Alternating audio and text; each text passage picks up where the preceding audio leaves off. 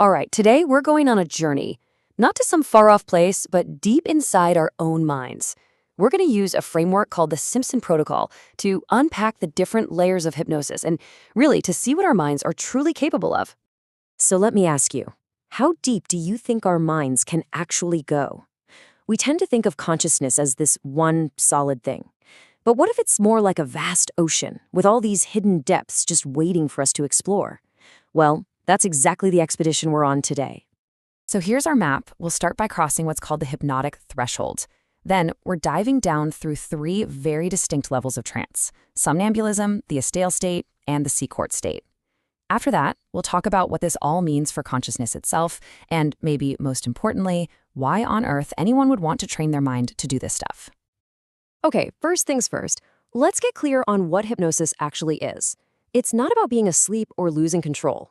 Not at all. It's about stepping into this really unique space where two different parts of your mind start talking to each other in a whole new way. A hypnotic state is this fascinating middle ground where both your conscious mind and your unconscious mind are switched on at the same time. This lets your imagination totally run wild. And this is key, a part of you is always there, always aware. So think of it less like being asleep and way more like being in a super focused, vivid daydream. All right, let's go to our first level of depth, somnambulism. This is the state you'll see most often in hypnotherapy, and honestly, this is where things already start to get pretty wild. The easiest way to think about this state is as a 50-50 split.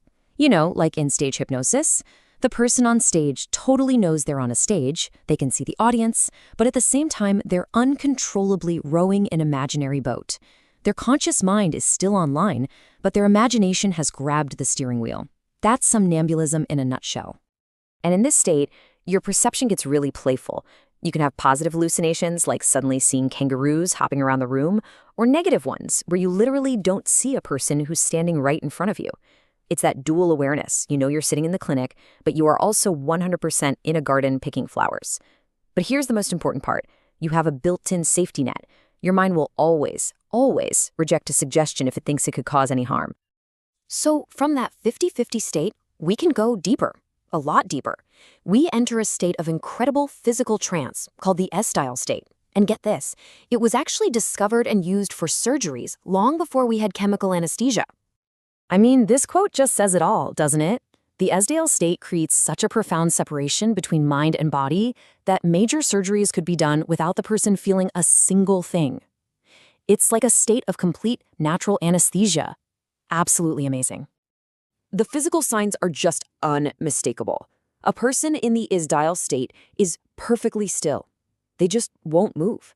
Their body feels zero pain, and it creates this thing called catalepsy, where you can literally lift someone's arm or leg and it will just stay there, totally stiff and rigid, like it's frozen in midair.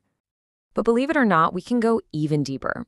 After that rigid stillness of the S-style state, the body can drop into the ultimate state of relaxation, known as the sea-court state, and it's a complete 180 from the level before. So let's just quickly trace our path down, right? We start with that dual awareness of somnambulism, then we sink into the rigid stillness of S-style, and then we drop even further into the total deep relaxation of sea-court. Every single step takes us deeper into the mind. The sea-court state is the total opposite of S-style's stiffness. The body becomes completely floppy. The best way to picture it is like the incredible relaxation you see in a newborn baby. You know, how their body can just completely let go? Or how sometimes people fall from a great height and don't get hurt because their body is just that relaxed.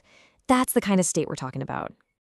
Okay, so we've talked about what happens to the body, but what in the world is going on in the brain during these super deep trances? Well, this is where we might just be tapping into something way beyond our normal, everyday consciousness. Some research suggests that these really deep states might produce high-frequency gamma brainwaves. And this is where it gets mind-bending, because those are the same kind of brainwaves we see during things like psychedelic experiences, near-death experiences, and even what some people call spiritual channeling. We're talking about a whole different territory of consciousness here. So, this all leads to a really fantastic question. Why? Why would you want to practice getting into these states? Well, it turns out this isn't just about a one-and-done therapy session. It can actually be a skill you develop for your own personal exploration. So what's the big difference here? Well, standard hypnotherapy usually goes after a specific problem, right? Like quitting smoking or reducing anxiety. The Simpson Protocol can do that too, absolutely. But its potential is so much bigger. It can be used for just playing, for exploring deep spiritual questions, and for actually turning access to these states into a repeatable skill. And that right there is the key.